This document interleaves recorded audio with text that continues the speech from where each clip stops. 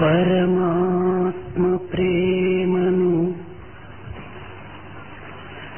ధరణిలో జనులకు ప్రవహింపచేయుట ప్రథమ కర్మ. పరమాత్మ ప్రేమను ధరణిలో జనులకు ప్రవహింపచేయుట ప్రథమ కర్మ. ప్రతి మానవుండును బ్రతికి తానుండుట స్వార్థమునకు కాదు. సంఘ సేవ చేయుటకేయన్న శ్రేష్ఠ భావముతో మెలుగుచునుండుటే మేలు కలుగు. మరచియు తను తాను మరచియు తను తాను మరచియు తను తాను మానవ సేవకు అంకితం మగుటయే ఆత్మతృప్తి. నిష్కళంకమగు ప్రేమను నిలిపి మదిని నిష్కళంకమగు ప్రేమను నిలిపి హృదిని సర్వజీవులకు ప్రకృతి సలుపకున్నా సర్వజీవులకు ఉపకృతి సలుపకున్నా పుట్టి ఫలమేమి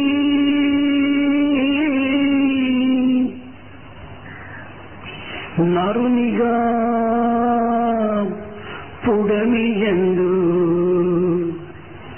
పుట్టి ఫలమేమి నరునిగా పుడమియందు ఇంతకన్నను వేరెత్తి ఎరుగపరతు.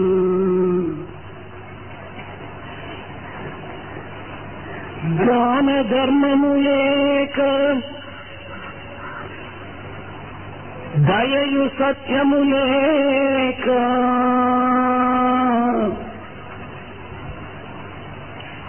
దాన ధర్మము లేక దయయు సత్యము లేక మానసమున మంచి నీతి లేక దుర్గుణములతోడా దుష్టుడై తిరిగిచు చెడు గుణములు గల్గి చెలగాడుచున్నట్టి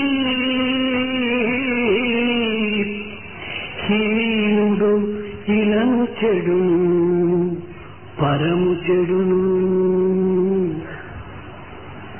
ప్రేమస్వరూపులారా, భగవంతుడు అమృతమయుడు, ఆనంద స్వరూపి. భగవంతుడు అమృతమయుడు, ఆనంద స్వరూపుడు. కనుకని ఉపనిషత్తులు సత్ చిత్ ఆనంద స్వరూపుడని పేర్కొంచు వచ్చినవి. విష్ణు సహస్రనామమునందు సచ్చిదానందాయ నమః ఈ సత్ చిత్ ఆనందమునకు ఒక ఉత్కృష్టతను అందించినది. సత్ అనగా సత్యమైన వస్తువు. ఇక చిత్ ఇది సత్యమైన జ్ఞానము. సత్యమే లేకుండినా జ్ఞానము నిలువజాలదు. ఈ సత్ చిత్ ఈ రెండును లేకుండినా ఆనందము మానవునికి ప్రాప్తించదు. కనుకని సత్ అనేటువంటి ఒక దైవత్వాన్ని మనం సత్య మార్గమునందు ప్రాప్తింప చేసుకోవాలి. చిత్ అనేటువంటి దైవత్వాన్ని పరిపూర్ణ ప్రేమతో మనము అనుభవించాలి. ఆనందమయుణ్ణి ఆనందముతోనే అనుభవించాలి. సత్ చిత్ ఆనందము మానవుని యందున్న అంతర్భావములు.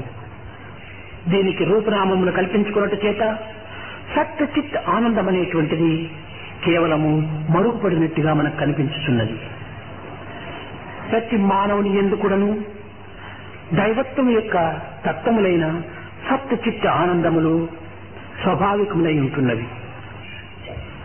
అగ్నికి ఏ విధముగా దహన శక్తియో, చక్కెరకు ఏ విధముగా తీపి అనేటువంటి స్వభావము, మానవునికి కూడాను సత్ చిత్ ఆనందం అనేటువంటిది కూడాను అట్టి సహజ స్వభావములే. ఇట్టి దైవత్వాన్ని పొందే నిమిత్తమై ఒక ఆధ్యాత్మిక మార్గముని ఒకడు నిర్ణయించిరి ప్రాచీన ఋషులు. ఆధ్యాత్మిక జీవితం అనగా ఒంటరితనంగా కాని లేక ఏకాకి జీవితంగా కాని భావించరాదు. ఆధ్యాత్మిక జీవితము ఒంటరితనంగా కాని ఏకాకి జీవితంగా కాని భావించరాదు. మానసిక రాగద్వేషములతో నిమిత్తము లేక మానవ కోటి యావత్తును ఏకంగా పరిపూర్ణంగా భావించేటువంటి స్థితియే ఆధ్యాత్మిక స్థితి. ప్రకృతి చైతన్యము వ్యర్థమైనటువంటిది కాదు. ఇది కేవలము అహంకారంతో కూడినప్పుడు వికృతమవుతుంది. ఇది దైవపరమైనప్పుడు సుకృతం అవుతుంది. మానవ జాతి రూపమునందు ఆవిర్భవింపచేయవలసినటువంటిది అభివ్యక్తమైనటువంటిది సచ్చిదానంద తత్వమే. సృష్టి అనగా ఈశ్వరేచ్ఛకు ప్రకటనయే. దానిని ప్రకృతి అని చెప్తూ వచ్చారు.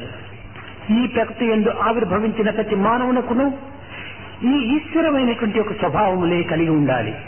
ఇట్టి ఈశ్వరత్వాన్ని ప్రకటన చేసే నిమిత్తమై మూర్తి భవించినటువంటిదే మానవత్వం. అయితే ప్రాకృతమైనటువంటి శక్తి మనం ఎవరికి అర్పితం చేయాలి? స్వప్రయోజనమునక కాదు, లేక తోటి మానవులక కాదు. ఈశ్వరార్పణ బుద్ధితో మనం ఎవరికి చేసినప్పటికీ అది ఈశ్వరునికే చెందుతున్నది. కనుక మనము చేసేటువంటి సర్వ సేవలు కూడాను ఈశ్వరార్పణ భావంతోనే మనం చేయాలి. అయితే ఈనాడు అట్టి సాధకులు మేము భక్తులము అని చెప్పుకుంటున్నారు. లోకములో సహజంగా భక్తులు భగవంతుని వెతుకుతున్నారు అని కూడాను స్వాభావికంగా చెప్పుకుంటున్నారు. అయితే ఇది సత్యము కాదు. సర్వాంతర్యామి సర్వజ్ఞుడు అనేటువంటి యొక్క సార్థక నామమునకు ఇది అర్థము కాదు. ఎక్కడ చూసినా ఉండినటువంటి యొక్క ఈశ్వరత్వాన్ని వెతకటం అనేటువంటిది ఇది కేవలం హాస్యాస్పదము. కనుక భక్తులు భగవంతుని వెతుకుటలేదు, భగవంతుడే నిజమైనటువంటి భక్తుని వెతుకుతున్నాడు, నిక్కమైనటువంటి భక్తుని వెతుకుతున్నాడు, నిస్వార్థమైనటువంటి భక్తుని వెతుకుతున్నాడు, నిష్కళంకమైనటువంటి హృదయాన్ని వెతుకుతున్నాడు. ఈనాటి మానవుడు లోపల ఒకటి బయట మరొకటి. ఇలాంటిది భక్తికి లక్షణము కాదు. లోపల వెలుపల ఒకే భావం కలిగినటువంటి యొక్క ఏకత్వ భావమే భక్తుని యొక్క నిజ లక్ష్యము. అయితే ఈనాడు చెప్పుట ఒకటి, చేయుట మరొకటి. మనసు మాట నడత మనిషికి ఒకటైనా, మనసు మాట నడత మనిషికి ఒకటైనా, మనిషి కాడు వాడు మహితుడంద్రు.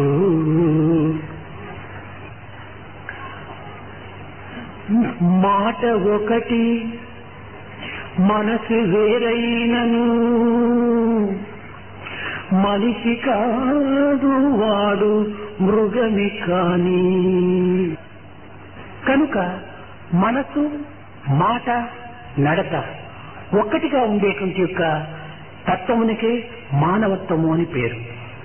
ఈనాడు అట్టి సమత్వము, అట్టి పవిత్రత, అట్టి మమత్వము మానవునందు లేకపోవట చేత అనేక విధములైనటువంటి ఆపోహలకు గురి అవుతున్నారు. నిజమైనటువంటి భక్తులకు గాఢమైనటువంటి విశ్వాసం ఉంటుంటుంది. ఈ విశ్వాసం అనేటువంటిది అగ్నిపర్వతం వంటిది. ఈ అగ్నిపర్వతం నందు సందేశము అనేటువంటి మొక్కలు మలుచుటకు వీలు కాదు. కనుక ఏనాడు ఈ సందేశం అనేటువంటి మొక్కలు మలుచును ఇది సరి అయినటువంటి విశ్వాసము కాదు అని స్పష్టమవుతుంది. కనుకనే మానవుడు లౌకికంగా, సాంఘికంగా, ఆర్థికంగా, వైజ్ఞానికంగా ఆవిర్భవించేటువంటి అనేక సమస్యలను ఎదుర్కోవలసి వస్తుంటున్నది. ఈనాటి మానవుడు అడుగడుగులకు క్షణక్షణములకును అనేక సమస్యలకు గురి అవుతున్నాడు. నానాటికి పెరిగిపోతున్నటువంటి స్వార్థము, ఒక విధమైనటువంటి నేరోభావము, సంకుచితమైనటువంటి చిత్తములు మానవుని యందు అభివృద్ధి కావటం చేత నైతిక విలువనే కోల్పోతున్నాడు. కనుకనే మానవుడు సమస్యల చేత కొర్రగా తయారవుతున్నాడు. మానవ నిర్మాణమే విశ్వ నిర్మాణం అనేటువంటి సత్యాన్ని తాను గుర్తించుకోలేకపోతున్నాడు. మానవుడు మారినప్పుడే ప్రపంచం మారుతుంది. వ్యక్తి మంచివాడైనప్పుడే సంఘం కూడాను మంచిదవుతుంది. అయితే దైవత్వమునందు ఉండినటువంటి యొక్క దివ్యత్వమైనటువంటి యొక్క పవిత్ర బుద్ధిని మనము సద్వినియోగం చేసుకోలేకపోతున్నాము. తనను తాను వెతుకుకోలేవలసినటువంటి యొక్క బుద్ధితో ప్రపంచాన్ని వెతకడానికి ప్రయత్నిస్తున్నాడు. ఈ బుద్ధిని దుర్వినియోగపరుచున్నాడు మానవుడు. ఆత్మను వెతకవలసిన బుద్ధితో అన్నమును వెతుకుతున్నాడు మానవుడు. అన్నమును వెతుకుటకై దివ్యమైనటువంటి మానవత్వం ప్రాప్తించవలన పశుపక్షి మృగాదులు అన్నమును ఆశించటలేదా? తన ఆకలిని తీర్చుకునటలేదా? కేవలము మృగాదులు చేసినట్టుగా మానవుడు అన్నమును ఆశించి అన్నమునకై ప్రాకురాడటం కోసం ఈ పవిత్రమైన బుద్ధిని వినియోగించుకోవటం ఇది కేవలం హాస్యాస్పదం. తన ముఖంను తాను చూసుకోమని అందించినటువంటి అద్దముతో అద్దమును తీసుకెళ్లి పరుల ముఖము ముందు పెడుతున్నాడు మానవుడు. తన ముఖం తాను ఎట్లా చూడగలడు? కనుక ఈ బుద్ధి అద్దము వంటిది. తన తత్వాన్ని తాను గుర్తించుకోవటానికి అందించుకున్నటువంటి పవిత్రమైనటువంటి యొక్క పదార్థము. అయితే దీనిని సక్రమమైన మార్గములో ప్రవర్తింప చేయటం లేదు. నిజముగా ప్రపంచంలో చక్కగా విచారించిన భగవంతుని కంటే ఉత్కృష్టమైనటువంటి యొక్క దివ్యత్వం మరొకటి లేదు. మణులు దారములో చేర్చినట్టుగా జగత్తునంతా కూడాను ఈ భగవత్ అనేటువంటి సూత్రములో కూర్చబడినటువంటిది. అయితే మణులు ఎందున్నటువంటి దారం ఏ విధంగా కనిపించదో అదే విధంగానే వ్యక్తి ఎందున్నటువంటి దైవత్వం కూడాను ఆ విధంగా అవ్యక్తమై ఉంటుంటాది. మానవుని యొక్క హృదయము అగాధమైన సముద్రం వంటిది. ఈ సముద్రమునందు ఆణిముత్యములు ఉంటున్నవి. కానీ మానవులకు అపకారం చేసేటువంటి తిమింగములు, మృగములు కూడాను ఉంటున్నవి. మానవుని యందు హృదయమునందు కూడాను సత్య, పవిత్ర, త్యాగ, కరుణ, దాన ఇలాంటి సద్గుణములనేటువంటి ముత్యములు ఉంటున్నవి. కానీ రాగ, ద్వేష, అసూయ, డంబము అనేటువంటి మానవునికి అపకారం గావించేటువంటి మృగములు కూడా ఉంటున్నవి. ఈనాటి మానవుడు ఏ విధమైనటువంటి అపకారమైనటువంటి రాగద్వేషములను ఎప్పుడు అరికట్టును ఆనాడే దివ్యత్వమైనటువంటి ఆత్మతత్వాన్ని అనుభవించుటకు అధికారి అవుతాడు. ప్రతి మానవుని యొక్క హృదయ క్షేత్రములందు కూడాను ప్రేమ రసం ప్రసరిస్తూనే ఉంటున్నది. భూమి లోపల జలం సర్వత్రా ప్రసరిస్తూనే ఉన్నది, ప్రవహించుతూనే ఉన్నది. అయితే మనకును ఆ జలమునకును మధ్యనున్న మట్టిని తీసివేసినప్పుడే మనకు ఆ జలం కనిపిస్తుంది. అదే విధముగానే దైవత్వములకు జీవత్వములకు రాగద్వేషం నుంచి మట్టి చేరటం చేతనే ఆ దైవత్వం మనకు మరుగుగా ఉంటున్నట్టుగా కనిపిస్తున్నది. జీవులకు దేవులకు మధ్యన ఉన్నటువంటి ఈ రాగద్వేషం అనేటువంటి మట్టిని మన హృదయ క్షేత్రం నుంచి ఏనాడు దూరం చేతుమో ఆనాడే సాక్షాత్కారం మనకు ప్రాప్తిస్తుంది. అయితే మానవుడు మొట్టమొదట అహమేవ భక్త అంటాడు, నేనే భక్తుడను అంటాడు. కానీ కొంతకాలము సాధనల చేతను విచారణ చేతను కొంతవరకు సత్యమును గుర్తించి అహం చ భక్త అంటాడు, నేను కూడా భక్తుడనే అంటాడు. మరి మూడవ స్థాయి ఎందుకున్నది అహం అభక్త అంటాడు, నేను భక్తుని కాదు అంటాడు. అనగా భక్తి యొక్క లక్షణములు చక్కగా గుర్తించుకొని కేవలము ఆడంబరమైనటువంటి దానికి స్వచ్ఛ చెప్పి హృదయ స్థాయిలో ప్రేమతత్వంతో అనుభవించేటువంటి స్థితిని తాను చేకూర్చుకుంటాడు. కనుక ఈ మూడింటి యొక్క లక్షణములు ఎందుకు కూడాను మనం చక్కగా విచారిస్తే మనం ఎవ్వరూ భక్తులము అని చెప్పుటకు అధికారం లేదు. ఈ అహం అహం అనేటువంటి యొక్క శబ్దము 3 స్థాయి యందు సంచరిస్తూ 3 పేర్లతో ప్రకటిస్తూ ఉంటున్నది. మొట్టమొదట అహంకారము. ఈ దేహమునందు చేరినటువంటి అహం తత్వం అనేటువంటి దాన్ని కేవలము సన్నిహిత సంబంధ బాంధవ్యాన్ని అభివృద్ధి పరచుకొని ఇది చిత్తము చిత్తము అనేటువంటి పేరుతో ప్రకటిస్తూ ఉంటున్నది. స్థూల దేహమునందు కలిగినటువంటి యొక్క అహం తత్వములకు చిత్తము అని పేరు. సూక్ష్మ దేహమునందు ఆవిర్భవించినటువంటి యొక్క అహం తత్వములకు మనసు అని పేరు.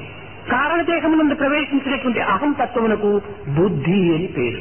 కనుక ఒకే అహం అనేటువంటిది అనేక స్థాయిల్లో అనేక రూపములో అనేక పేర్లతో ప్రకటిస్తూ వస్తున్నది. బట్ట అని మనం చెప్తున్నాము, కానీ ఇది బట్ట కాక పూర్వము దారము అని పిలువబడుతుంది. ఈ దారము కాక పూర్వము ప్రత్తి అని పిలువబడుతుంది. కనుక ఆకారమును ధరించినటువంటిది ఇది బట్ట, ఇదే చిత్తము అనేటువంటిది. ఇది సూక్ష్మరూపమైనటువంటి యొక్క దీనిని ధరించినప్పుడు ఇదే దారము అనేటువంటి దీంట్లో మనస్సు అని పేరుతో పొందుతుంది. ఈ రెండింటికి ఆధారమైనటువంటిది ప్రత్తి. కనుకని బుద్ధి అనేటువంటి ప్రత్యే లేకుండా మనస్సు అనేటువంటి దారము చేయుటకు వీలు కాదు. మనస్సు అనేటువంటి దారమే లేకుండా ఇంకా చిత్తము అనేటువంటి బట్టను తయారు చేయలేము. అయితే ప్రతి యందు దారమునందు ఒక బట్ట యందు ఉండినటువంటి పదార్థం ఒక్కటే. కనుక స్థూల దేశం నందు సూక్ష్మ దేశం నందు కారణదేశం నందు ఉండినటువంటి యొక్క అహం అనేటువంటి బ్రహ్మతత్వం ఒక్కటే. కనుక బ్రహ్మతత్వం అనేటువంటిది సర్వులు ఎందుకు ఏకత్వంగానే ఉంటుండాలి. ఇలాంటి పవిత్రమైనటువంటి యొక్క అంతరార్థాన్ని మనము సాధన రూపంలో లేక ఒక విధమైనటువంటి ఆచరణ రూపంలో మనం అనుభవించినప్పుడే ఆధ్యాత్మిక సత్యము మనకు అర్థమవుతుంది. కాలము అద్దము వంటిది. మనము చేసేటువంటి సర్వకర్మలను కూడాను ఈ కాలం అనేటువంటి దాంతో ప్రతిబింబిస్తూ వస్తుండాలి. కనుకనే కాలకాల ప్రపన్నానాం కాలక్షుమ్న కరిష్యతి అని కాలమును మనం అనేక విధములుగా అపవిత్రం చేస్తున్నాం. ప్రేమ స్వరూపులారా, ధనము ఖర్చు పెడితే ఖర్చు అవుతుంది, లేక నశించితే తిరిగి మనం సంపాదించుకోవచ్చును. ఆరోగ్యము చెడిపోతే తిరిగి మనం పోషించుకోవచ్చును. ఆయువే పోతే మనం సాధించుకోలేము. ధనము ఖర్చు పెట్టినప్పుడే ఖర్చు అవుతుంది, లేకుంటే అది ఖర్చు కాదు. కానీ ఆయువు అట్లు కాదు. నీవు ఖర్చు పెట్టినా పెట్టకపోయినా క్షణమునకు నువ్వు ఆయువు కరిగిపోతున్నది. ఇట్టి సత్యాన్ని గుర్తించి పవిత్రమైన కాలమును మనం సద్వినియోగం చేసుకున్నట్టుకై తగిన ప్రయత్నం చేయాలి. కాలమును మనం దుర్వినియోగం చేయకూడదు. ఇలాంటి కాలమును దుర్వినియోగం చేసినప్పుడు మనం దుష్టత్వాన్ని పొందటం తప్పదు. కనుక కాలమును పవిత్రము చేసే నిమిత్తమై కాయం మనకు ప్రాప్తించినది. కాయము ద్వారా కర్మలను ఆచరించి సాత్వికతను ఉండాలి. మనం అనేక గ్రంథములు చదువుతున్నాము, అనేక మంది పెద్దలను దర్శిస్తున్నాము, కానీ భౌతిక శక్తులపైన ఆధారపడి ఉంటున్నాము. అయితే ఈ భౌతిక శక్తులు ఎంతవరకు మనము రక్షిస్తాయి? విశ్వామిత్రుడు క్షత్రియ బలమును ధన బలమును జనబలమును ఆధారము చేసుకుని వశిష్ఠుల వారిపైన అనేక విధమైనటువంటి యొక్క సాధనలు సాధించుకుంటూ వెళ్ళాడు. కానీ కట్టకడపటికి ఈ యొక్క క్షత్రియ బలము దుర్బలము, మానవ లౌకిక బలము దుర్బలము అని తాను సత్యాన్ని గుర్తించుకొని నిజ బలమైనటువంటి దైవ బలమునకు ప్రాకులాడుతూ వచ్చాడు. జగత్తునందుండినటువంటి యొక్క సర్వ బలములు కూడాను ఏదో ఒక కాలములో క్షీణించిపోతాయి, నశించిపోతాయి, మార్పు చెందుతాయి. కానీ మార్పు చెందినటువంటి యొక్క సత్యము ఒక్కటి మాత్రమే, అదే ధర్మబలము దైవ బలము. కనుక కాలమును మనము క్షణమైనా కూడా దుర్వినియోగం చేయరాదు. బెనారస్ యూనివర్సిటీ లోపల ఒక ప్రొఫెసర్ అత్యంత భక్తుడిగా తన కాలమును సాత్వికమైనటువంటి మార్గములో పవిత్రము గావించుకుంటూ ఉండేటువంటి వాడు. తన కర్తవ్యాన్ని నిర్వర్తించుకుంటూ కాలము చిక్కినప్పుడు దైవంను పూజించి ఆరాధించి ఆనందమును అందుకునేవాడు. తెల్లవారి 10 నిమిషములు, సాయంకాలం 10 నిమిషములు ఏదో అర్చనను గావించుకొని ఆనందించేటువంటి వాడు. అయితే ఈ విధంగా జరుపుతున్నటువంటి ప్రొఫెసర్ చూసి తోటి ప్రొఫెసర్స్ అంతా కూడాను హాస్యంగా అతన్ని కొంతవరకు చులకనబరుస్తూ వచ్చారు. ప్రొఫెసర్, నీవు దినానికి 20 నిమిషములంతా కూడా వేస్ట్ చేస్తున్నావు, టైం చాలా దుర్వినియోగం చేస్తున్నావు అన్నారు. అప్పుడు ఈ భక్తుడైన ప్రొఫెసర్ చెప్తున్నాడు, నాకు దేవుడు కలడనేటువంటి విశ్వాసము, నీకు లేడనేటువంటి విశ్వాసము. ఈ విశ్వాసమునకు నో రీజన్ నో సీజన్. విశ్వాసమునకు మించినటువంటిది మరొకటి లేదు. అయితే నా విశ్వాసం కొలది, నీ విశ్వాసం కొలది ఈ విధమైనటువంటి సంభాషణ జరుగుతూ వస్తున్నాయి.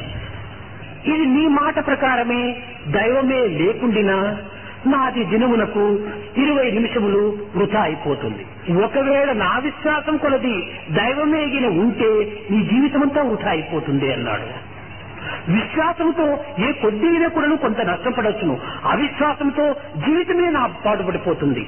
కనుక విశ్వాసములు అవిశ్వాసములు కేవలము జన్మాంతర సంస్కారములే. నిజముగా దైవత్వాన్ని గుర్తించుకోలేనిటువంటి వ్యక్తులు ఇది గాఢమైనటువంటి యొక్క కర్మఫలమే. తన యొక్క తత్వాన్ని తాను విశ్వసించలేనిటువంటి మానవుడు ఇంకా దేనిని విశ్వసించగలడు. కనుక మానవునికి విశ్వాసము నిజమైన శ్వాసం. ఇది కొన్ని సమయములో ఈ విశ్వాసం అభివృద్ధిగా ఉంటుంటుంది, కొన్ని సమయాల్లో అది క్రమక్రమేణా సన్నగిల్లుతుంటుంది. దీనిని శాస్త్రమునందు క్షీణే పుణ్యే మధ్యలోకం విశంతి, నీ పుణ్యఫలం ఉండినంత వరకు కూడాను ఈ విధమైనటువంటి సన్నిహిత సంబంధ బాంధవ్యం చేత నీ విశ్వాసం బలపడిపోతుంది. కనుకని ఆ పుణ్యమంతా క్షీణించిన తర్వాత ఇంకా పాప ఫలము నిన్ను వెంటగట్టుకుని ఆడుతూ వస్తున్నది. దానివల్లనే దైవత్వం నుంచి దూరం అయిపోతున్నారు. ఇది పాప ఫలము యొక్క ప్రసాదమే. కనుక మానవత్వంలో నిరంతరము కూడాను దైవత్వం అనేటువంటి విశ్వాసాన్ని మనం బలపరుచుకోవాలి. నిజముగా మానవ జీవితమునందు అంతకంటే ఆనందవంతమైనటువంటి యొక్క ప్రాప్తి మరొకటి లేదు. ఇవన్నీ ఉండి కూడాను మానవుడు అనుభవించేదేమిటి? సర్వము సౌఖ్యంతో కూడినటువంటి మానవుడు కూడాను నిజమైన శాంతికి దూరం అయిపోతున్నాడు. మనం అనేక విద్యలు అభ్యసిస్తున్నాము. ఈ విద్యలలో ఉండినటువంటి యొక్క వివేకం ఏమిటి? ఈ వివేకము కేవలము తన్ను తాను తెలుసుకోవటమే గొప్ప వివేకము. మానవ జీవితము చాలా విలువైనటువంటిది. ఈ జీవితమునకు ప్రాణము మరింత ప్రధానమైనటువంటిది. కనుక ఒక్కొక్క సమయంలో ప్రాణమునైనా లక్ష్యం చేయక సాధించవలసినటువంటి కార్యం ఎన్నో ఉంటున్నది మానవత్వంలో. అయితే ఒక్కటి సాధించినంత మాత్రమే తృప్తి చెందేటువంటి స్వభావం కాదు మానవుని. ఇంకా అనేక విధంగా సాధించాలనేటువంటి ఆశ మానవుని యందు ఉంటున్నవి. అయితే ఇది ఏనాటికి అంత్యము?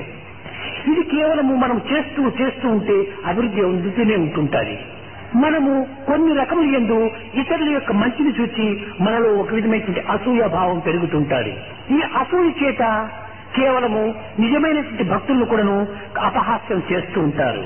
కారణ భక్తుడు అనేటువంటి వాడు ఏ విధమైనటువంటి దూషణ భూషణములకు పొంగక కుంగక సమత్వాన్ని సాధించడానికి ప్రయత్నించాలి. వ్యక్తిగతమైనటువంటి దేశం చేత మానవులను అనేక విధములుగా కూడా చులకన పరుస్తుంటారు. ఇది ముందు చాలా ప్రమాదకరమైనటువంటి స్థితిని కల్పిస్తుంది. కేవలం ఒక్క ఎలుకను చంపే నిమిత్తమై ఇంటికి అగ్గి పెట్టుకున్నటువంటి యొక్క మూర్ఖుని వలె ఉంటుంటారు. ఒక వ్యక్తిపై ఉండేటువంటి అసూయ వల్ల తన యందు ఉన్నటువంటి యొక్క దివ్య భావములంతా కూడా తాను మార్చుకుంటున్నాడు. దేశము ఒక గాజు ఇల్లు వంటిది. ఇది కేవలము ఒక విధమైనటువంటి సూక్ష్మమైనటువంటి ఒక తత్వము. ఈ ఇల్లు కలిగినటువంటి వ్యక్తి తన ఇంటిపైన రాళ్లు వేస్తుంటే ఏనాడు తన ఇంటిపైన పడుతుందో అది తాను గుర్తించుకోలేకపోతున్నాడు.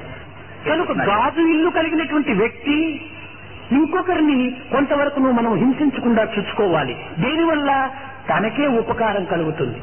ఎవరికి మనం ఏమి చేసినప్పటికీ ఆ రియాక్షన్, ఆ రీసౌండ్, ఆ రిఫ్లెక్షన్ ఏనాడో ఒకనాడు మనకు సంభవిస్తుంది.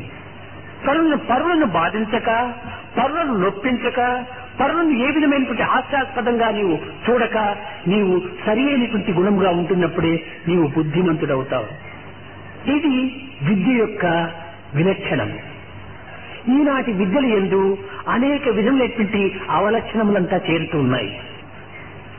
విద్య అనగా కేవలము ఆత్మ విద్య, నిజమైన విద్య. ఇలాంటి ఆత్మ విద్య ఒక ఆధ్యాత్మికమునందే ప్రాప్తిస్తుంది. ఆధ్యాత్మిక విద్య అనగా ఏమిటని మనం ఒక్కతూరి విచారిస్తుంటే మానవుని యందు అంతర్భూతమై ప్రకాశవంతమై నిశ్చలత్వమై నిర్మలత్వమై ఆనందమయమైనటువంటి యొక్క తత్వములను అభివృద్ధి గావించుకోవటమే ఆధ్యాత్మికము. ఇది క్రమక్రమేణా మన నుండి ఆవిర్భవింప చేసుకోవటానికి కొన్ని సాధనలు మనకు అవసరము. దీనిని దివ్యశక్తి అనేటువంటిది ప్రతి మానవుని యందు కూడా ఒక కరెంటు వలె ఉంటుండాలి. దీనిని విల్ పవర్ అని కూడా చెప్తూ వచ్చారు. ఇది కరెంటు కంటే చాలా తీవ్రమైనటువంటి బలం కలిగినటువంటిది. ఈ కరెంటు మనిషి వెంట్రుకల ద్వారా, కన్నుల ద్వారా, వేలి గోర్ల ద్వారా బహిర్గతమవుతుండాలి. ఇది క్రమక్రమేణా కూడా వృథా కాకుండా మనం కొన్ని అభివృద్ధి గావించుకునేటువంటి ప్రయత్నములు మనం చేయాలి.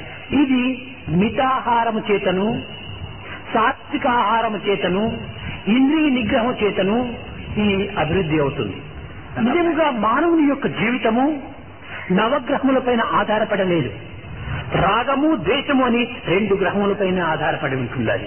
ఈ రాగద్వేషముల చేతనే తన జీవితాన్ని అంత్యం గావించుకుంటున్నాడు. సుఖము ఏనాడు అనుభవిస్తున్నాడో అర్థం కావటం లేదు. బాల్యమంతా కూడాను అమాయకత్వంగా ఉంటుండాలి. యవ్వనమంతా కూడాను తప్పుల తడకగా ఉంటుండాలి. మధ్య వయస్సు పోరాటంతో గడుపుతున్నాడు. వృద్ధాప్యము చింతలతో ముగిస్తున్నాడు. ఇంక ఏనాడు మానవుడు సుఖాన్ని అనుభవిస్తున్నాడు. సుఖము చూడబోవా సున్నయే. జీవితానికి సుఖమనేటువంటిది ఏమాత్రం మనకు కనిపించటం లేదు.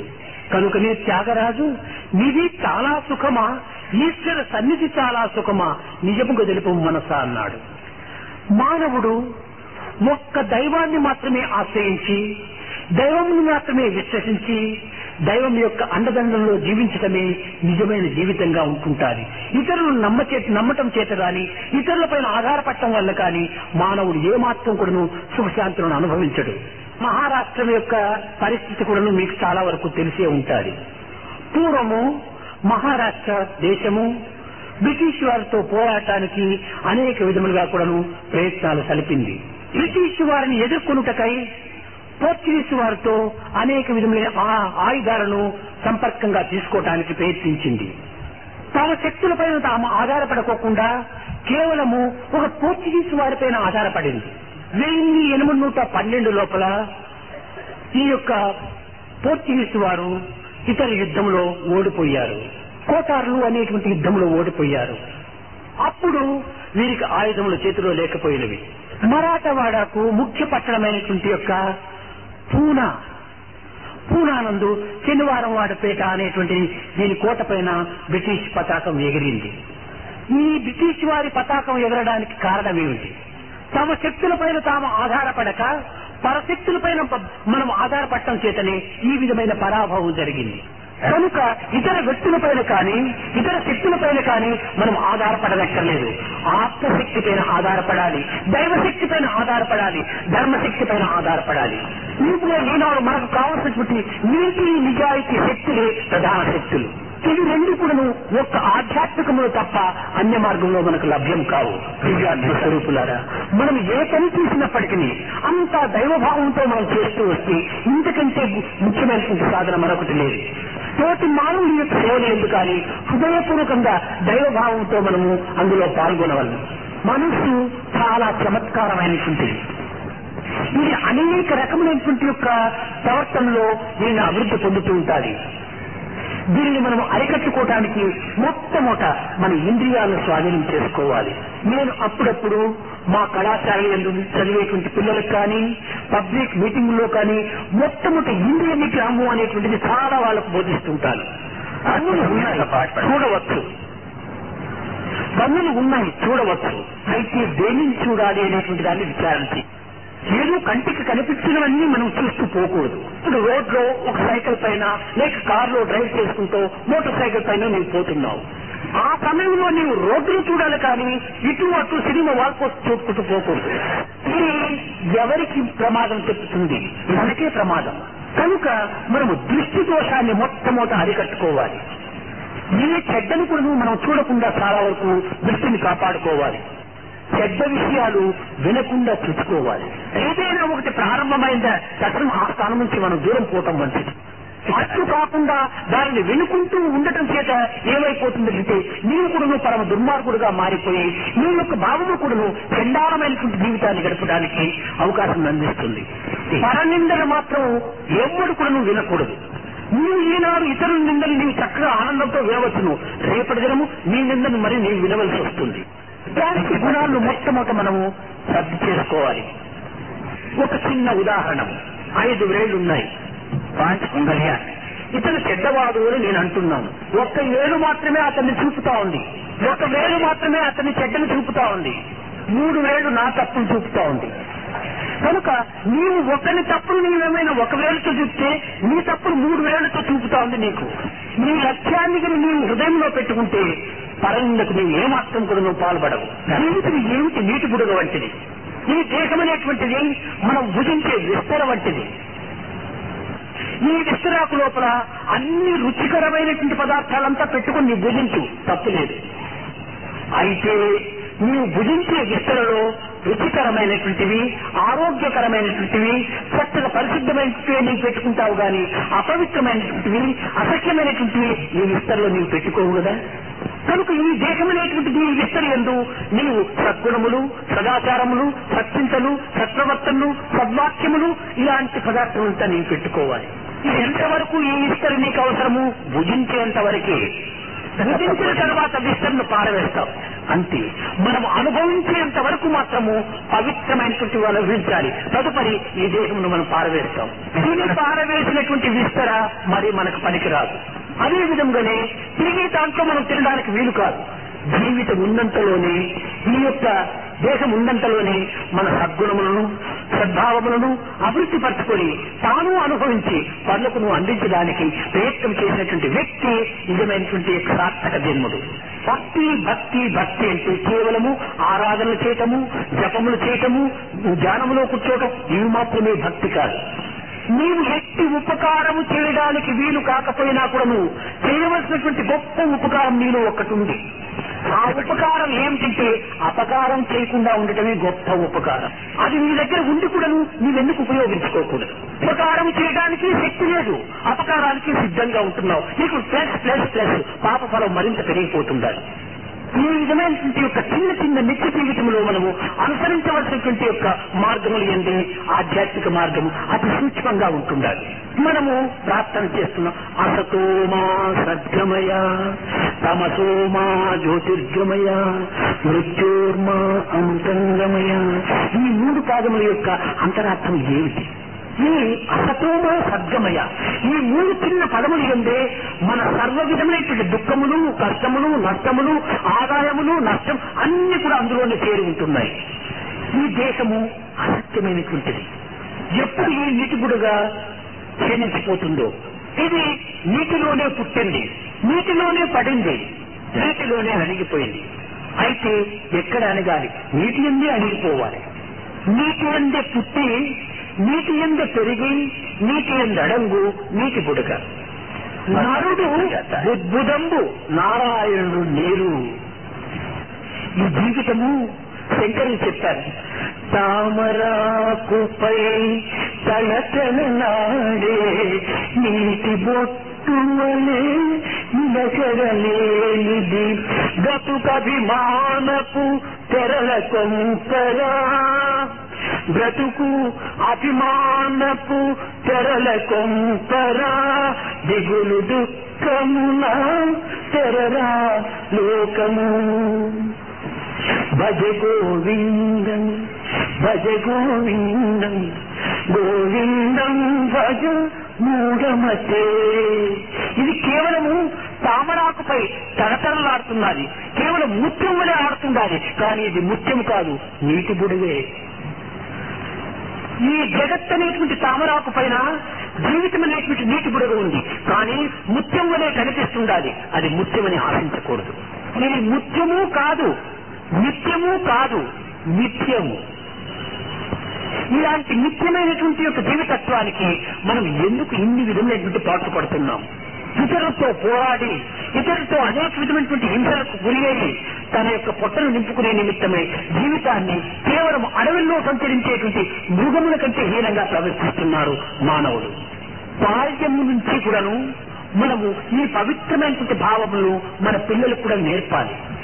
అప్పుడే భవిష్యత్తులో దేశం యొక్క దివ్యత్వాన్ని ఆ పిల్లల ద్వారా మనం సంరక్షించడానికి వీలవుతుంది. ఈ బాల్యము నుండి నిత్య పవిత్రమైనటువంటి భావములు పిల్లల యొక్క హృదయంలో చేర్చకుండా తమకు తామే చెడిపోవటం కాకుండా తమ వంశము కూడా కొంతవరకు చేర్చుకున్నవాడవుతాడు.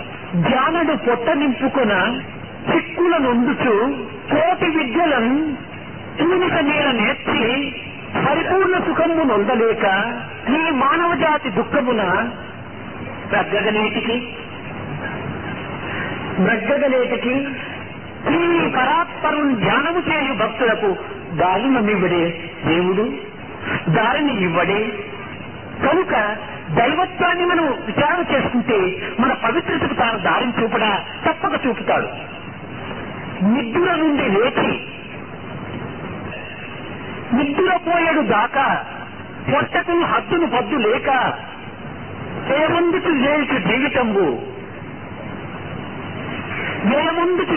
జీవితం ఈ విద్యుల దారపోసి అరవింద దళాక్షిని విస్మరించి ఏ పెద్ద సుఖము నందుతివో పీఠిక తెలుపు మానవ.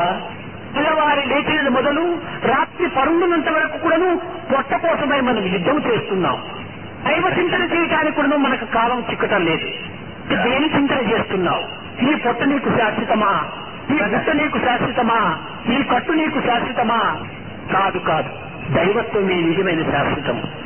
అతి శాశ్వతమైనటువంటి దైవత్వాన్ని విస్మరించి కేవలం అనిత్యము అశాశ్వతము అసత్యమైనటువంటి ఒక జీవితత్వాన్ని విశ్వసించి మానవత్వాన్ని నిరర్థకం చేసుకుంటున్నాడు. కనుక మనము కాలమును చెప్పు నాకు కాదు,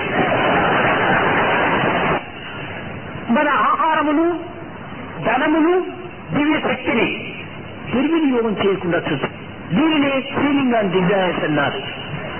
మన కాలమును ఏమాత్రం కూడా నువ్వు దుర్వినియోగం చేయకూడదు. ధనమును కూడా నువ్వు సద్వినియోగంలో ఎంతైనా నేను ప్రవేశపెట్టు, దీనిని దుర్వినియోగం మాత్రం చేయొద్దు. నీ ఎనర్జీ అనవసరమైనటువంటి విషయాలు నీవు యోచన చేయవద్దు. నీకు అవసరమైనటువంటి దానిని మాత్రమే నువ్వు యోచించు. ఈ విధంగా కాలము చాలా పవిత్రమైనటువంటిది. ఈ కాలమును దుర్వినియోగం చేసేస్తే మన కాయమే దుర్వినియోగం అయిపోతుంది. కనుక మన సంస్థల యందు ఈ 3 సంవత్సరముల యొక్క దీనిలో ఈ యొక్క డిజైర్స్ తక్కువ చేయటం అనేటువంటిది ప్రధానమైనటువంటి సూత్రంగా తీసుకున్నాం. దీనిలో మిగిలించేటువంటి యొక్క ధనమును రూరల్ డెవలప్మెంట్ అనగా దీనులకు కేవలము దిక్కులేనటువంటి వారికి, ఏక స్లమ్స్ లో ఉండేటువంటి వారికి, పల్లెల్లో ఉండేటువంటి వారికి తగినటువంటి సహాయంగా మనం ఈ ధనమును వినియోగించుకోవాలి. మనము లోకము లోపల ధనము, ఐశ్వర్యము, సంపద అంటున్నాం. ఆధ్యాత్మికంలో కూడా దీనికే ప్రధానతరిస్తూ వచ్చారు. ఇక్కడ ధనం అంటే ఏమిటి? ఈ ధనం అనేటువంటి సత్శీలమే ధనము, సదాచారమే సంపద, దానమే ఐశ్వర్యం. ఈ మూడింటిని మనం అభివృద్ధి పరచుకోవాలి. ఇప్పుడు మన సంస్థల లోపల కొన్ని విషయం లోపల మాత్రము మనకు తెలిసినో తెలియకనో, లేక ప్రీతి వలనో లేక భక్తి వలనో కొంతవరకు మనం ఎక్కువగా ఖర్చు పెడుతున్నాం. కానీ క్రమక్రమేణా దానిని కూడా తగ్గించుకుంటూ రావాలి. ఈనాడు ఇంత పెద్ద హారం నాకు వేశారు, ఇలా నేను వేసుకోవటం లేదు. దీనికి ఒక 20-30 రూపాయలు ఖర్చు అవుతుంది. కనుక దీనికి 30 రూపాయలు ఎందుకు ఖర్చు పెట్టాలి? కనుక ఇంక ముందు కూడాను ఇలాంటి హారాలు మాత్రం తేకూడదు. ఈ పుష్పాలు కూడాను అధికంగా మనము ఖర్చు చేయకూడదు. ఈ పువ్వులకు, ఈ అలంకారములకు, ఈ విధమైనటువంటి అయ్యేటువంటి దాని ఖర్చులంతా కూడాను సద్వినియోగం లోపల ఇతరుల కోసము ఆహారం నిమిత్తమై మనం అందించడానికి ప్రయత్నించవచ్చు. ఈ విధంగా కూడాను మనం చిన్న విషయాల్లో కూడాను మనం తీసిపెట్టి మనము బీదలకంతా కూడాను దీన్ని సద్వినియోగం చేయాలి. ధనవంతునికి సేవకులు ఉండనక్కర్లేదు, వారికి స్వయంగానే ఉంటారు. కానీ బీద వాళ్ళకి సేవలు చేసేటువంటి వారు లేరు. కనుక అట్టివారి సేవలు మనం చేయాలి. అది నిజమైనటువంటి యొక్క సార్థకత సాధన. కనుకనే అక్కడ దరిద్ర నారాయణుడు అనేటువంటి పేరుతో ఆ యొక్క సేవను మనం చేయాలి. దరిద్రులకు చేస్తున్నానని నేను భావపడకూడదు, నారాయణులకు చేస్తున్నా అనేటువంటి భావంతో చేయాలి. ప్రేమ స్వరూపులారా, మీరు ముందు కేవలము ఒక దుర్వినియోగం చేసేటువంటి దీన్ని అరికట్టుకోవడానికి ప్రయత్నించాలి. ఒక చిన్న ఉదాహరణము, బెంగళూరు నుంచి మీరు బొంబాయికి రావాలి, లేక బొంబాయి నుంచి బెంగళూరుకి వెళ్ళాలి. ఏదైనా అర్జెంటు పని ఉంటుంటే ట్రైన్ లో వెళ్ళు, తప్పులేదు. అర్జెంటు పని లేనప్పుడు నీవు ట్రైన్ లో వెళ్ళొచ్చును కదా. ట్రైన్ లో పోతే 50 రూపాయలు అవుతుంది, ట్రైన్ లో పోతే 600 రూపాయలు అవుతుంది. 550 రూపాయలు నీవు మిగిలిచినట్టు ఆ మిగిలిచినటువంటి డబ్బును బీదలకు సేవగా ఇచ్చి ఈ విధంగా మనము బీజాల్స్ని కానీ సేవింగ్ కానీ మనం దీన్ని ఈ రీతిగా మనం చూసుకోవాలి. మన మనసును చెడగొట్టేటువంటి సినిమాలకంతా మనం వెళుతున్నాం. అందులో ఏ విధమైనటువంటి నీతి కానీ నిజాయితీ కానీ మనకు రాదు. ఏదో కాలహరణం చేసే నిమిత్తమై మనం వెళుతున్నాం.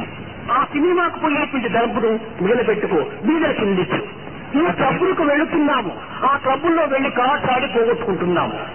ఇంకా 2 బాటిల్స్ తాగి మన బుద్ధిని చెడగొట్టుకుంటున్నాం. మన పేరును కూడా ఒక విధమైనటువంటి ఒక దురవస్థల పాలు చేస్తున్నాము.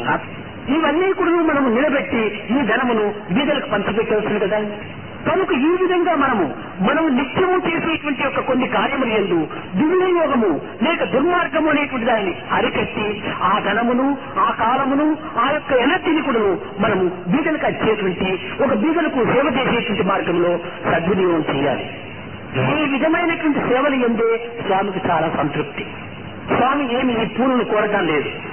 నేను పోయే మార్గంలో ద్వారంతా పుష్పములు వేసించారు. ఎంత అవివేకం చెప్పండి. ఇది కేవలం ఒక బలహీనత యొక్క లక్షణాలు. ये कमजोरी का लक्षण है. నీకంత ప్రీతిగా ఉంటే ఒక్క పుష్పం తెచ్చి నాకు ఇచ్చే చాలు. आप चाहते हो एक फूल मुझे दे दो काफी. ఈ విధమైనటువంటి దుర్వినియోగాలు సాధకులైనటువంటి వారు మన సంస్థల వారు ఇంకా ముందు ఏమాత్రం కూడా జరపకుండా అరికట్టాలని నేను ఆశిస్తున్నాను. इस प्रकार का दुरुपयोग हमारी संस्थाओं में किसी के रूप में कभी भी नहीं होना మనం चाहिए. ఆడంబరానికి పోనక్కర్లేదు. हमें आडंबर की आवश्यकता नहीं. ఎప్పుడు కూడా వినయ విధేయతలతోనే మన జీవితాన్ని సాధించాలి. विनम्रता से हमें जीवन में आगे बढ़ना चाहिए. కనుక వినయ విధేయతలతో మనం ఎంత ఉన్నత స్థాయినైనా మనం అందుకోవడానికి అవకాశం ఉంటుండాలి. विनम्रता के सहारे हम उन्नत से उन्नत शिखर पर पहुंच सकते. త్యాగరాజు కూడా చెప్పాడు, संत त्यागराज ने भी कहा था, దాసాను దాసుడను కావలెనురా నీ దాసులకు సేవని చేయమనరా. దాసాను దాసుడను కావలెనురా. దాసాను దాసుడు కావాలి మనం భక్తులు అనేటువంటి వారు. भगवान श्री त्यागराज ने कहा था कि मैं तुम्हारे दास का दास बनना चाहता हूँ. दास की सेवा करने में भी చాలా వినయ విధేయతలతో ప్రకటించేటువంటిది. ये बड़ी विनम्रता से कही गई बात है. హనుమంతుడు కూడాను లంకకు వెళ్ళాడు. हनुमान जी लंका गए. ఈ హనుమంతుని యొక్క శక్తి బుద్ధి యొక్క తత్వములు అగాధమైనటువంటివి. हनुमान की बुद्धि, हनुमान की शक्ति కేవలం మనం కోతిగా మనం భావిస్తున్నాము, చాలా పొరపాటు. उनको बंदर नहीं समझना चाहिए. హనుమంతుడు శాంతుడు, గుణవంతుడు, హనుమంతుడు బలవంతుడు. ఇన్ని విధమైనటువంటి కలిగినటువంటి వాడు హనుమంతుడు. हनुमान शांत स्वभाव के थे, गुणवान थे, बलवान थे. ఇక్కడ లంకలో రాక్షసులంతా ప్రశ్నించారు, ఎవరయ్యా నీవు అని. लंका में सभी राक्षसों ने उनसे पूछा था कि तुम कौन हो.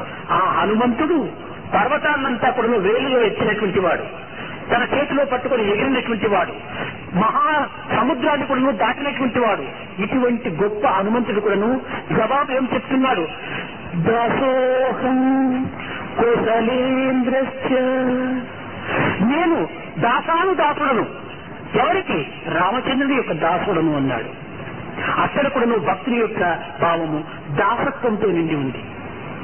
ये हनुमान एक ऐसा व्यक्ति था जिसने सारे पहाड़ को अपनी उंगली पर खड़ा कर दिया था और सारे समस्त सागर को पार करके लंका में पहुंच गया था. इतना शक्तिशाली होते हुए कि हनुमान ने क्या कहा था राक्षसों से? उन्होंने बड़ी विनम्रता से कहा था, दासोहम कौशलेंद्र, मैं कौशलेंद्र परमाराम का दास हूँ. ఈ దాసత్వంతో మన అహంకారం నిర్మూలమైపోతుంది. जब दासता की भावना आ जाती है, आम की भावना अपने आप मिट. త్యాగములో మనం ముందంజ వేస్తాము. त्याग में हम आगे बढ़ते हैं, మానవత్వానికి ప్రకాశం అందిస్తాం. हमारे अंदर की मानवता प्रकाश में आती है. కనుక వినయ విధేయతలతో మన జీవితాన్ని సార్థకం చేసుకోవాలి. इसीलिए विनम्रता के सहारे दास भावना. నేను ఇంతటి వాడిని అంతటి వాడిని, నేను చదువుకున్నటువంటి వాడిని, అలాంటి వాడిని, ఇలాంటి వాడిని నీ ఘనత నీవు చెప్పుకుంటే నీకంటే ఆ తమ్ముడు మరొకటి లేడు. जब हम अपने आप को बहुत बड़ा समझते हैं, बड़ा कहते हैं, मैं पढ़ा लिखा आदमी हूँ, पैसा वाला आदमी हूँ, तो मुझे जैसा अधम कोई नहीं होता है. ఇది కాదు నిజమైనటువంటి బలము. దైవ ఆశీర్వాద బలమే నిజ బలము. ये सच्चा बल जीवन में नहीं है, बल है भगवान के आशीर्वाद का. సంఘము చేత ఈ బలం మనకు ఏర్పడుతుంది. ये बल हमें समाज से मिलता है. ఎక్కడైనా ఒక ఎలుకను చూస్తే చంపడానికి ప్రయత్నిస్తాం. कभी एक चूहा दिखाई पड़ा तो उसको मारने की कोशिश करते हैं. కానీ ఆ ఎలుకనే వినాయకుని వాహనంగా ఉంటే పూజిస్తాం. जब वही चूहा गणेश का वाहन बन जाता है तो उसकी पूजा होती ఈ है। సంగదోషం చేత ఈ సంపర్కం చేత ఎలుగు కూడా గౌరవం వచ్చింది। संपर्क के कारण संसर्ग के कारण सूर्य को भी सम्मान की भावना मिल जाती है। ఎక్కడైనా ఒక పామును చూస్తే మనం కొట్టడానికి పూనుకుంటాం। कभी सांप दिखाई पड़ा तो उसको भी मारने दौड़ते हैं। ఆ పామే ఈశ్వరుని యొక్క శిరస్సులో ఉంటే నమస్కారం చేస్తాం। वही सांप जब भगवान शंकर के कंठहार बन जाता है तब उसकी पूजा वंदना करते हैं। ఇదే విధంగానే మన ఈ సంపర్కం చేత ఉన్నత స్థాయి కూడా కలుగుతుంది।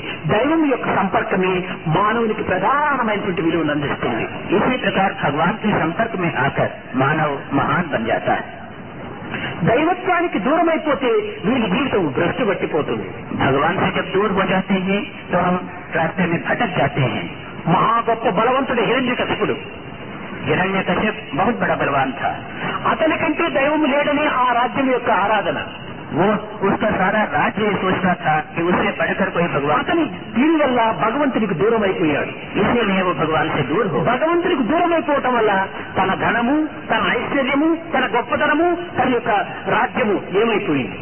भगवान से दूर होने के कारण उसका धन सारा बेकार हो गया, उसका बड़ा రాజ్యం అక్కర్లేదు, నాకు పదవులు అక్కర్లేదు, సుఖం అక్కర్లేదు, నాకు నారాయణ నారాయణ నారాయణ అనేటువంటి యొక్క వినయ విజయతో ప్రహ్లాదుడు భగవంతునికి సమీపుడైనాడు। అలాంటి సమీపుణ్ణి తన హృదయంలో చేర్చుకున్నాడు భగవంతుడు। इसके विपरीत प्रहलाद के मन में पूज्य भावना थी कि मुझे न राज्य चाहिए, न सुख चाहिए, न धन चाहिए, मुझे चाहिए केवल परमात्मा का आशीर्वाद। కనుక మనము ప్రకృతి యొక్క భోగ భాగ్యములకై మనం ప్రాకులాడకూడదు। हमें प्रकृति की सुख संपदा के लिए कोशिश नहीं करनी, భగవంతుని యొక్క ప్రేమానుగ్రహములకు మనం ప్రాకులాడాలి। परमात्मा के प्रेम को प्राप्त करने का प्रयास करना ఇది चाहिए। ప్రకృతి, ये प्रकृति, ఇది జీవతత్వము, उसके ऊपर जीव का ఇది तत्व, దైవత్వము। उसके ऊपर दैवत्व, కింద మ్యాటర్, नीचे भौतिकता, మధ్యలో హ్యూమానిటీ, बीच में मानवता है, పైన డివినిటీ। ऊपर दिव्यता है। కనుక ఈ మధ్యలో ఉన్నటువంటి మానవుడు డివినిటీకి పైకి పోవాలి కానీ కిందికి దిగకూడదు, మ్యాటర్ దగ్గరికి రావాలి। बीच में जो मानव है उसको ऊपर दिव्यता की ओर जाना चाहिए, लेकिन मिट्टी की ओर नहीं। కనుక ఈనాటి మధ్యలో ఉన్నటువంటి మానవుడు మ్యాటర్ దగ్గరికి దిగుతున్నాడు, అధోగతికి పోతున్నాడు। आजकल का मानव नीचे की तरफ जा रहा है, मिट्टी की तरफ जा रहा है। కానీ సాధకుడైనటువంటి వాడు जो बच्चा साधक है वो ऊपर जाता है। కనుక మనము ఈ మ్యాటర్ నుంచి మనం మానవత్వానికి వచ్చి మానవత్వం నుంచి దివ్యత్వానికి ఎగబాకాలి।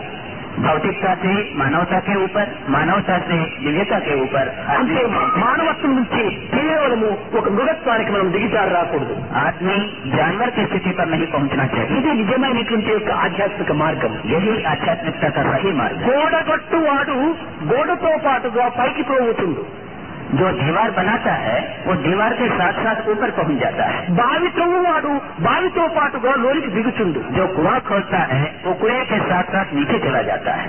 కనుక మనం బావి తవ్వేటువంటి వాడిగా రాకూడదు, ఇల్లు కట్టేవాడిగా పైకి వెళ్ళాలి। हमें कुआं खोदने वाला नहीं बनना चाहिए, मकान बनाने वाला बनना चाहिए। కనుక మనం ఉత్తమమైనటువంటి యొక్క ఆధ్యాత్మిక సౌధము భవనమును మనం ఎగబాకాలి। एक ऊंचा आध्यात्मिक भवन हमें बनाना चाहिए। उसके साथ ఏమిటి మనకి ఈ లోకంలో ధనంతో కలిగేటువంటి సుఖము? क्या कारण हमको मिलता है? ధనం కావాలి, పిండి తీర్థాదులకు ఉండాలి, पैसा चाहिए, खाने के लिए कुछ, మితిమీరినటువంటిది మనకు ఉండకూడదు।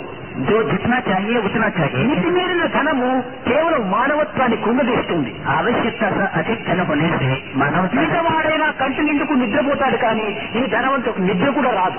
गरीब आदमी आराम से सोता है लेकिन अमीर आदमी नहीं सो सकता है। కడుపు నిండుకు భుజించడు, पेट भर खा भी नहीं पाता है। కంటి నిండుకు నిద్ర, కడుపు నిండుకు తిండి లేక ఏమిటి ఈ ధనము? जितनी नींद चाहिए उतना सो भी नहीं पाता। ఎవరిని ఉద్ధరిస్తుంది? किसके लिए पैसा है?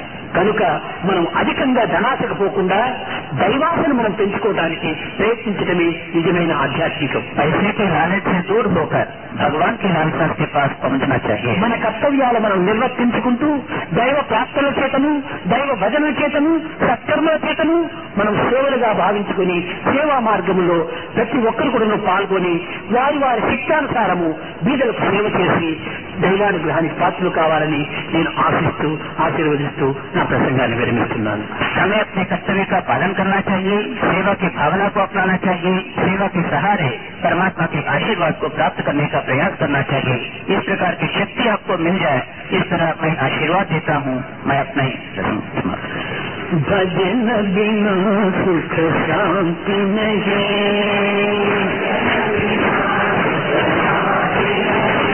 हरि भजन बिना सुख शांति नहीं, हरि नाम बिना आनंद नहीं,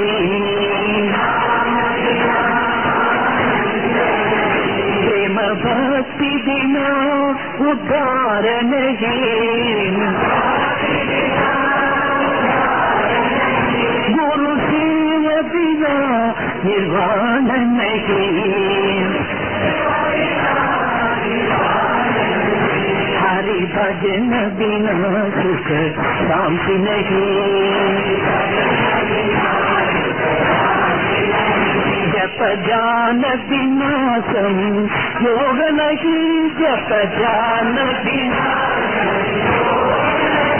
प्रभु दर्श बिना प्रज्ञान नहीं,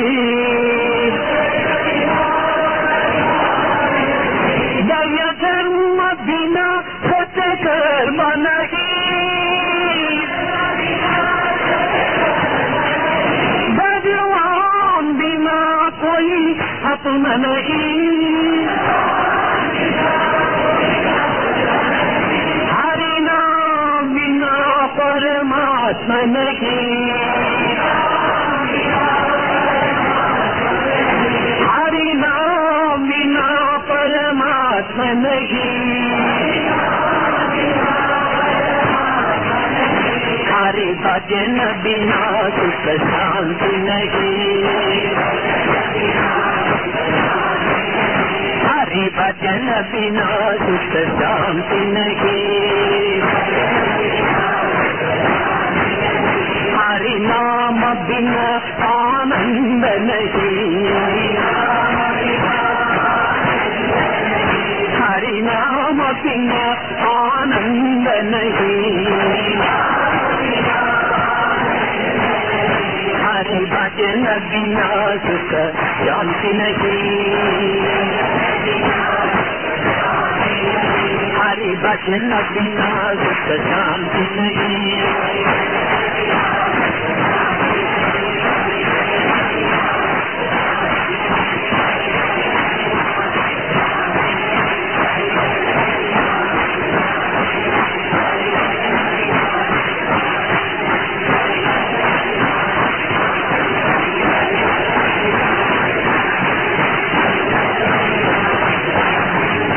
हरि नाम बिना आनंद नहीं, हरि भजन